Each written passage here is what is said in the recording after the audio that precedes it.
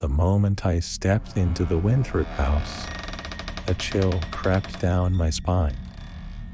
The ornate architecture, though faded with time, held an air of mystery that seemed to seep from its very walls. It was a house frozen in time, and as a contractor, I relished the opportunity to breathe new life into its tired bones. The renovation started with the usual tasks: ripping out old carpets, replacing broken windows, and restoring the creaky staircase. But it wasn't long before I became captivated by the history lurking beneath the layers of dust and decay.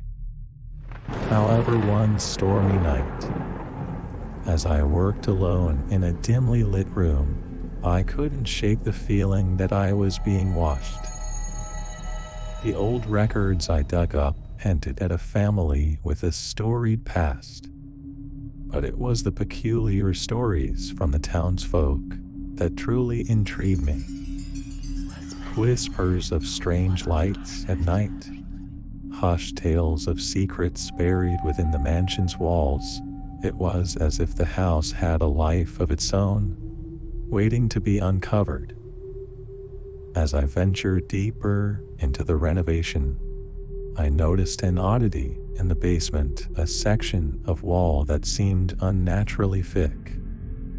My curiosity got the better of me, and I set to work uncovering the truth.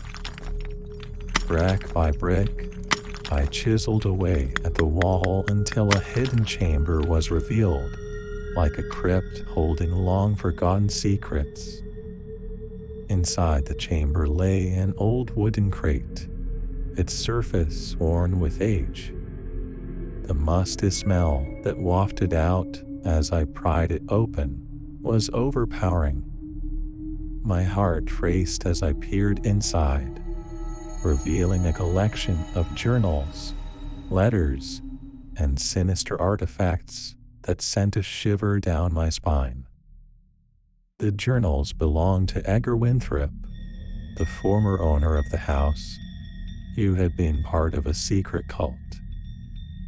As writings detailed the progression of their rituals, innocent at first, but gradually descending into depravity. I read with a mixture of disbelief and horror as the words described ceremonies that evolved into dark sacrifices, with victims' lives offered up to some malevolent force. The artifacts told a story of their own, a series of eerie symbols, faded photographs of masked gatherings, and locks of heather that had been harvested for the cult's twisted rituals. The more I read, the more I understood the depths of wickedness that had festered within the very walls I was restoring. I felt a sudden chill. The air grew heavy, and I could almost feel a presence malevolent and uninvited. The symbols etched into the woodwork glowed faintly, as if activated by the sinister energy that still lingered. I knew I had to confront this darkness, to break free from its grip. Armed with the knowledge I had gained, I contacted the authorities, sharing the gruesome contents of the crate. But as I awaited their arrival, the house seemed to come alive around me, its history enveloping me like a suffocating fog. When the investigators arrived, they confirmed the horror of the cult's activities. Forensic experts examined the remains found within the hidden chamber remains that matched the descriptions in the cult's writings. The revelation sent shockwaves through the community, as the house's sinister past was laid bare for all to see. The things I saw that night will forever be in my mind. Anna Mitchell, an experienced real estate agent, was used to dealing with quickie clients and old houses with histories.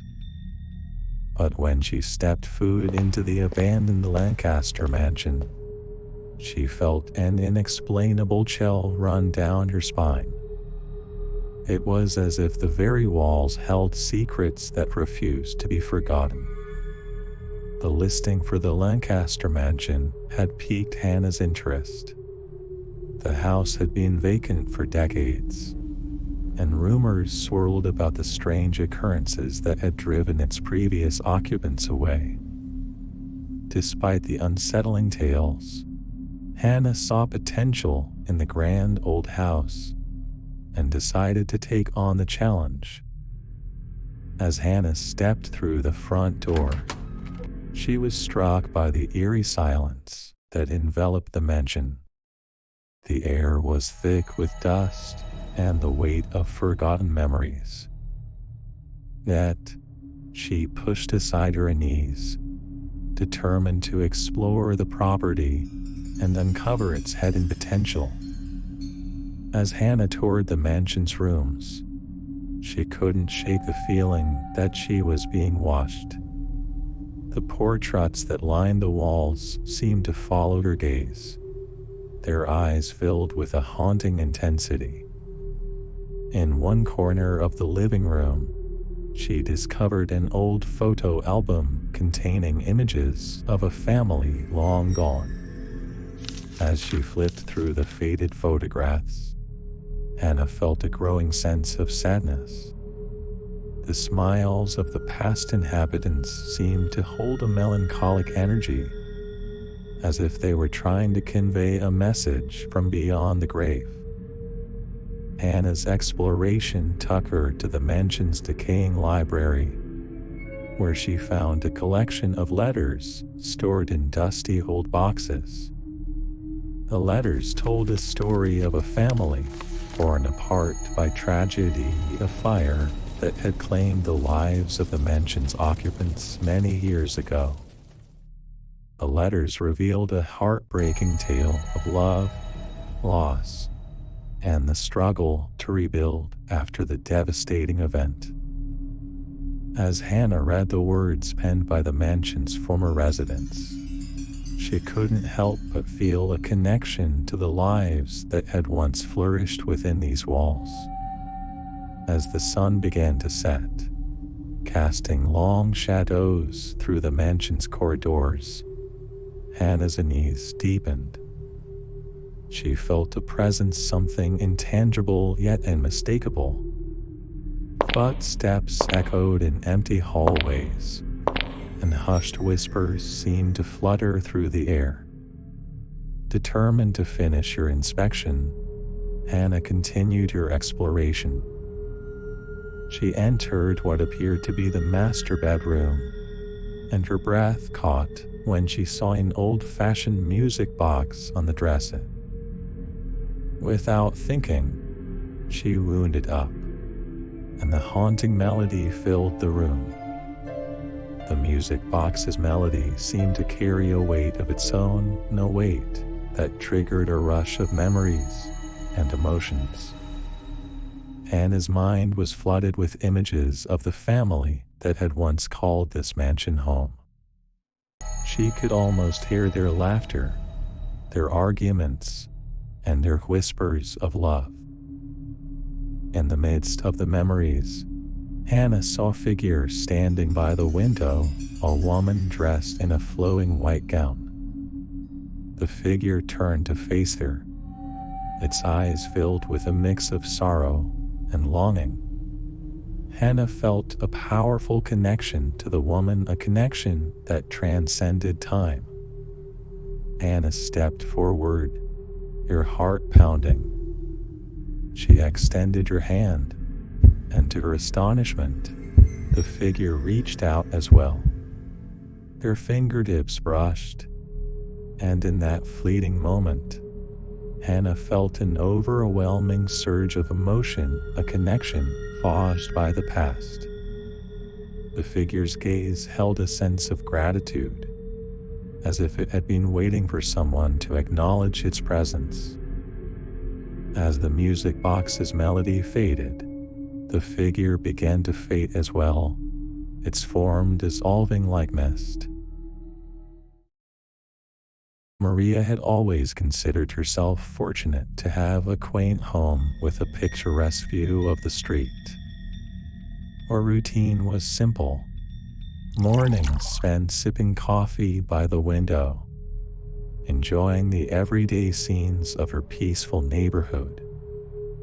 But one fateful morning, her routine was shattered by a horrifying event that would cast doubt on reality itself. It was just another morning when Maria noticed movement in the house across the street.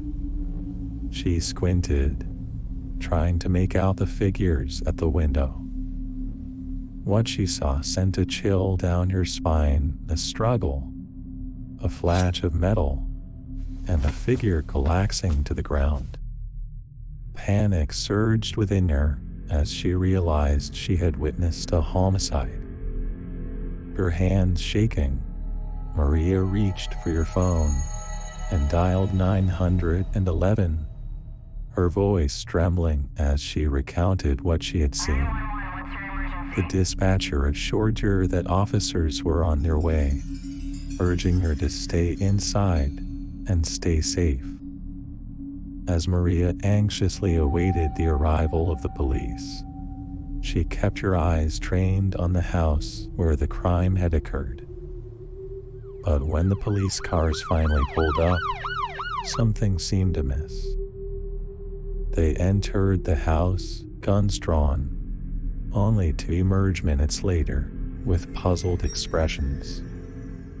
An officer approached Maria, his brows furrowed. He explained that there was no sign of any disturbance in the house, no evidence of a struggle, and certainly no body.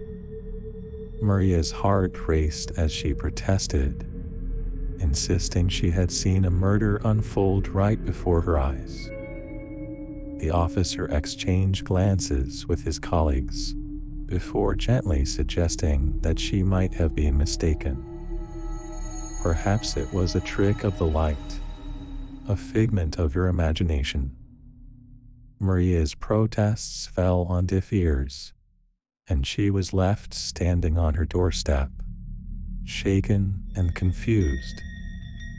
In the days that followed, Maria couldn't shake the image from her mind. She scoured the news, expecting to find reports of a missing person, but there was nothing. She was consumed by a growing paranoia, her once peaceful home now feeling like a prison of uncertainty. Desperate for answers, Maria decided to dig deeper. She reached out to her neighbors, hoping someone else might have seen something. But as she asked around, she was met with confusion and skepticism. No one else had witnessed anything unusual on that fateful morning. Determined to prove her sanity, Maria began to research the history of the house. It wasn't long before she uncovered a chilling truth: the house had been vacant for months, listed for sale with a local real estate agency. The more she delved into the property's history, the more she realized that it had been empty long before the alleged crime had taken place. Frustration and anxiety gnawed at her, leaving her sleep-deprived and on edge. The haunting memory of the homicide continued to plague her thoughts, as if the truth was just out of reach. Late one night, unable to escape the torment of her thoughts, Maria heard a noise outside her window. She peered out, heart pounding, and what she saw made her blood run cold. The figure she had witnessed being attacked across the street stood beneath a street lamp, his eyes fixed on her. Terror coursed through Maria's veins as the figure beckoned her with a gloved hand. She stumbled back, tripping over her own feet in her haste to retreat from the window.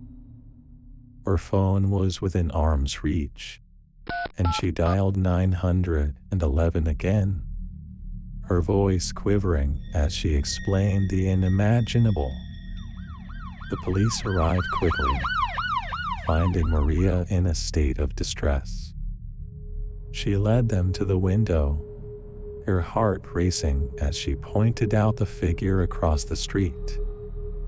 But this time, when the officers shone their flashlights onto the street, there was nothing. The figure had vanished.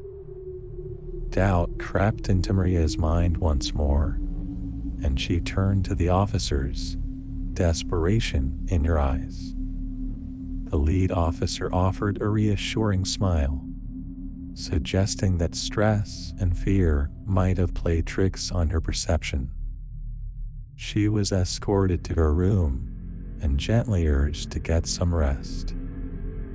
In the days that followed, Maria struggled to reconcile what she had seen with the reality presented to her by the police.